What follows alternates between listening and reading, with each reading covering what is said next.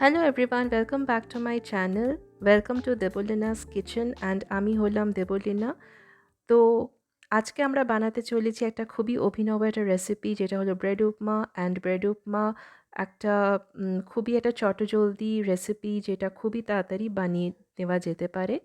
তো চলুন শুরু করা যাক। তো সবার আগে আমি একটা ব্রেড স্লাইস নিলাম, আর এটাকে ফার্স্টে আমি আপনাদেরকে কাটাটা দেখিয়ে দিচ্ছি। তো এটা জাস্ট এরকমভাবে ফার্স্টে লম্বা লম্বা করে আমরা চৌকোনা চৌকোনা করে কেটে নেব। আর তারপরে যতগুলো ব্রেডস আছে সবকটা আমরা ঠিক একই মাপে কাটবো। আর তারপরে আমি এই ব্রেডসগুলোকে একটা বড় পাত্রে আমি রাখলাম। আর তো এবারে এই ব্রেডগুলো কাটা হয়ে গেলে কিছু ভেজিটেবলস কাটতে হবে, যেমন অনিয়ন, টমেটো, কোরিয়ান্ডার লিভস মানে ধনিয়া অ্যান্ড গার্লিক। তারপরে আমি একটা কড়ায় তেল নিয়ে নিলাম। আর তেলের মধ্যে আমি একটু বাটার নিলাম, কেননা পাউরুটি আর বাটারের যেটা একটা গন্ধটা খুব ভালো লাগে।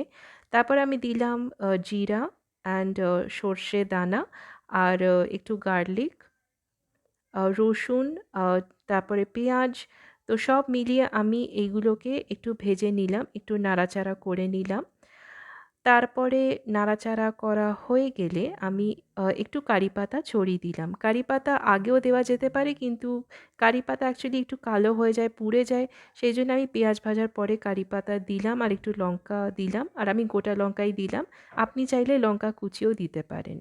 তারপরে আমি সব কটা টমেটোসগুলোকে ঢেলে দিলাম, একটুখানি সল্ট দিলাম, নুন আর চিনি মেশালাম অল্প অল্প করে, স্বাদ মতন, ঠিক আছে? তারপরে আবার একটু নাড়াচাড়া করে আমি ঢাকা দিয়ে দিই। ৫ মিনিট পরে আমি ঢাকা খুলে নিলাম, আর দেখলাম যে টমেটো আর পেঁয়াজগুলো একটু নরম হয়ে গেছে। তো আমি আরেকটুখানি এইটাকে নাড়াচাড়া করে তারপরে পাউরুটির টুকরোগুলোকে আমি এর মধ্যে মিশিয়ে নিলাম। তো এর মধ্যে এটা না অ্যাকচুয়ালি আপনি নুনটা একটু কম মেশাবেন, কেননা নুন বেশি হয়ে গেলে একটু বেশি নোনা হয়ে যায়।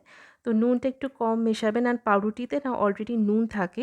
তো আমাদের আর এক্সট্রা বেশি নুন অ্যাড করা দরকার নেই। তো তারপরে পাউরুটিগুলোকে মিশিয়ে নেওয়ার পরে আবার একটুখানি আমি ২-৩ মিনিটের জন্য ঢাকা দিয়ে রাখলাম। তারপরে ঢাকা খুলে দেখলাম যে, আর এটা না একটুখানি মানে চুপসে চুপসে যাবে।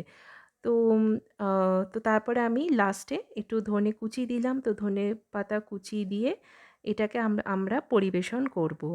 আর এটা এত ভালো লাগে খেতে, কি বলবো! মানে আপনি সকালের জলখাবারে অথবা যখন বাচ্চারা স্কুল থেকে আসবে, তো আপনি ওদেরকে স্ন্যাক্স হিসেবেও এই খাবারটা দিতে পারেন। আর ওরা ভীষণ, মানে ছোট কচি বাচ্চারা ভীষণ এনজয় করে।